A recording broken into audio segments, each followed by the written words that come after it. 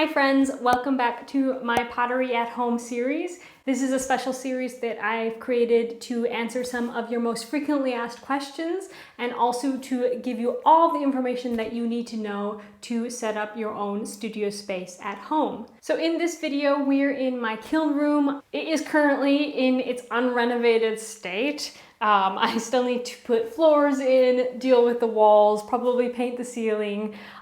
So I'm hoping to get to that in the next couple days, maybe even before this video comes out, it will be renovated. But for now, this is what we're working with. And today I want to show you how to fire a kiln. So specifically today, we're going to cover how you can load and fire a bisque kiln. Next week, I'm going to talk about glaze kiln, but this week we're going to talk about the first firing, which is typically your bisque firing.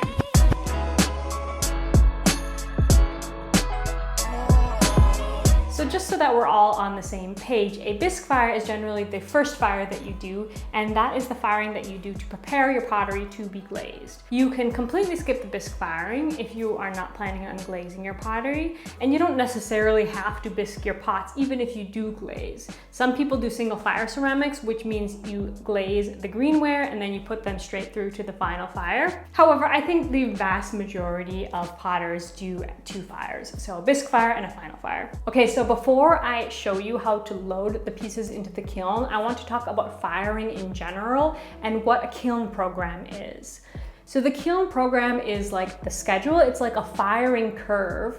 So the curve of the heat in the kiln over time. Basically, the kiln increases and decreases temperature over various times throughout the kiln firing. And we divide this firing up into segments, which we also call ramps. Just so you know, all of the numbers here are going to be Celsius because that's the temperature that I use. I will try to include Fahrenheit also on the screen. So of course, in the beginning of the firing, the kiln starts at room temperature. We're just gonna say 0 because it's easy, but obviously it's not actually 0. It's whatever is the current temperature of the room. I'm going to check mine so I don't have to try and remember. I can just read it straight from the kiln. Right, so my kiln is saying it's 18 degrees Celsius in here right now. So the first ramp, the kiln goes up 100 degrees per hour until it gets to 600 degrees. So it's going to increase 100 degrees per hour until it gets to 600. So that means it's going to take 6 hours. This first segment, this first ramp is going to take 6 hours. And it's going to be done when the kiln reaches 600 degrees. Once it gets to 600 degrees, it's going to go into the next ramp, which is a little bit faster. It's 150 degrees until it gets to its final firing temperature, which is 900 degrees.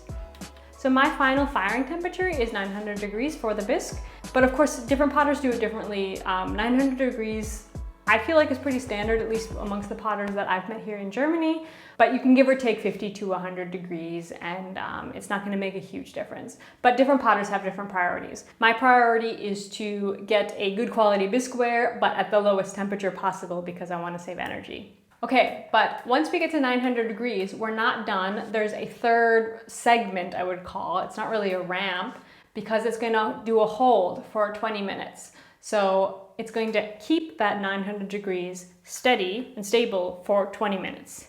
Just that length of time. Doesn't need to be any more than that. And then it can go on to its final segment, which is decreasing the temperature.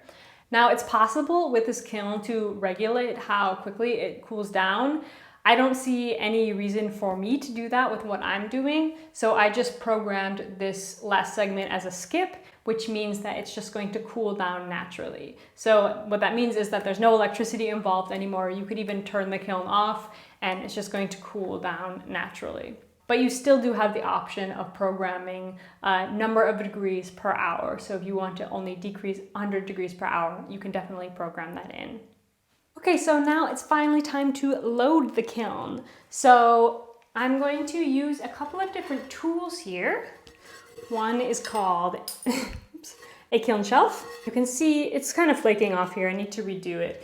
But I have what's called kiln wash painted on this side. And this is just something that helps prevent glaze from sticking to our kiln shelf. So I don't actually need it for the bisque. So what I like to do is I like to flip them and use this side for the bisque. And what I've heard is that when you flip them between each firing, so like this always for bisque, this always for glaze, then they last a bit longer because they don't tend to bow over time. At least that's what I've heard. I've never had any issues with bowing, but I used to work at a studio that did, and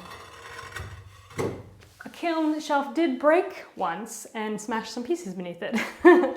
And then we also have the kiln furniture. You can also call these posts. Actually, I think technically everything that goes in the kiln is called the kiln furniture, and this is a post, and this is going to support our kiln shelves. As I'm telling you this, I'm realizing that I don't necessarily need kiln shelves in the firing that I'm doing right now, but maybe I will show you 2 different ways to set a kiln in case you need to use shelves or not. Let's do that.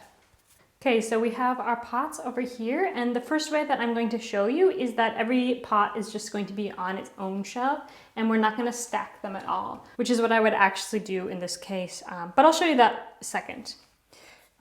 So in order to find out how tall of kiln posts we need, you know, because they come in different sizes, I always just stick my pot right next to the kiln. I love this size because this is almost always good for a mug. It's almost always fitting.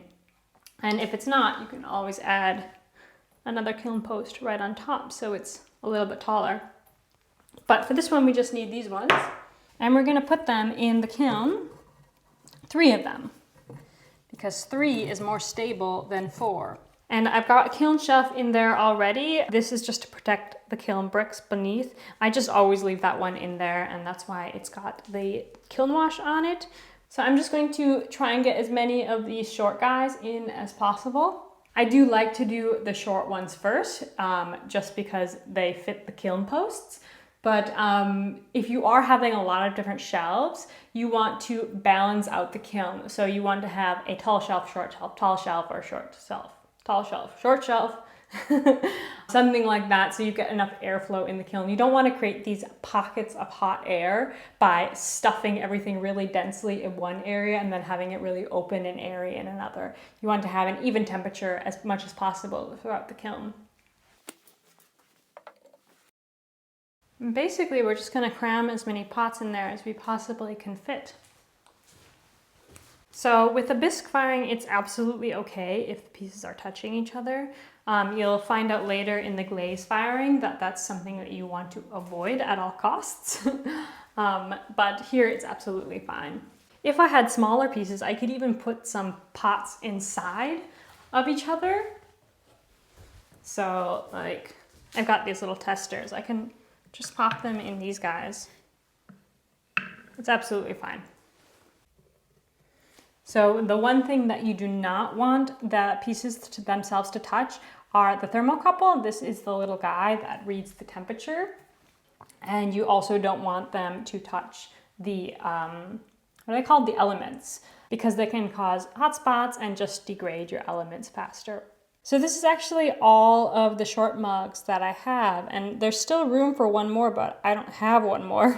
So I'm actually just going to move these around and kind of even them out a little bit. And this is because of that hot spots thing I was talking about. So this is much better. So I evened these out in the middle and actually took the test tiles out just to fill up these little gaps. Yeah, looks good. One little thing that I always do, because mug heights are not necessarily always the same, I will use a ruler before I put down my kiln shelf, just to make sure nothing's sticking up. Like this one's a little bit tight, but it's just barely gonna fit. It's gonna be fine.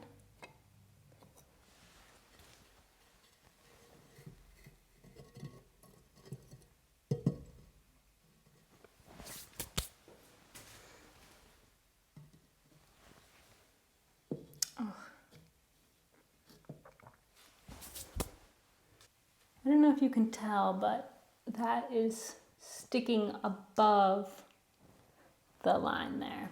So this is why I didn't want to pack the kiln in this way. So the kiln lid can't actually close, which means we can't fire it like this. So that's fine because there's actually another way that I prefer to fire these pots, and that's completely without shelves.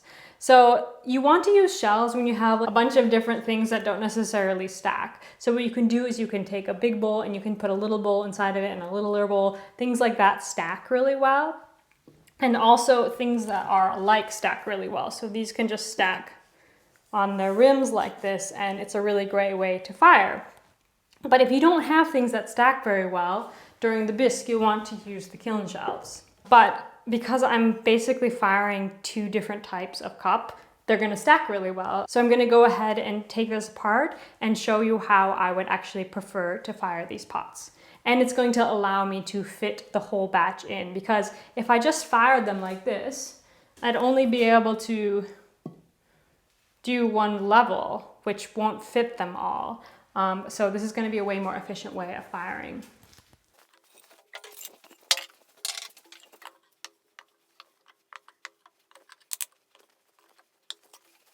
So the idea behind this is to just stack them straight on top of each other.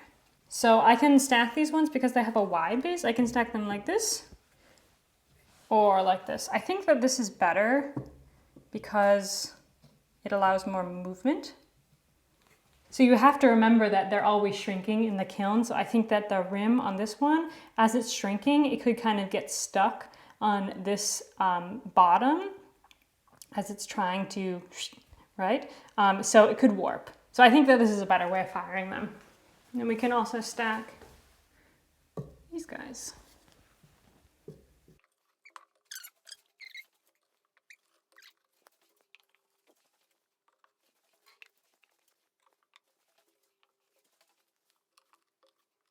I'm kind of trying to alternate them because these are definitely more dense than these cups because they've got the thickness of the handle. There's a little bit more thickness in this bottom edge.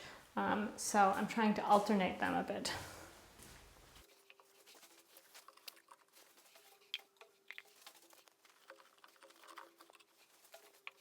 So I made an odd number of smiley mugs. So instead of stacking those two on top, I found this one that sits on the rim nicely. And I think I'm gonna just put him in the middle. So these are the last two pots, and I think I can just, I can just put them bottom to bottom, top to top, right on top of these guys. Actually, I'm gonna do these two.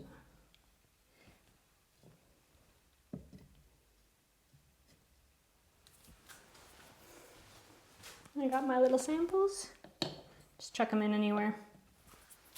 So as you can see, this second method of firing a bisque is actually way more efficient. And I just learned this from seeing other potters do it. I think it's pretty standard practice to stack them this way instead of using shelves. And I'm kind of bummed out because I'm actually having a lot of extra space in here, but I don't have any more pots. And I don't want to wait 2 weeks for another round of pots to become bone dry. So I think I'm just going to fire them like this. It's still a good amount of pottery in this kiln. And yeah, I know now for next time that I could have maybe made a third batch of cups to top out this kiln. So yeah, all that's left to do is close the kiln, turn on the program, and also put the event outside. So let's do that.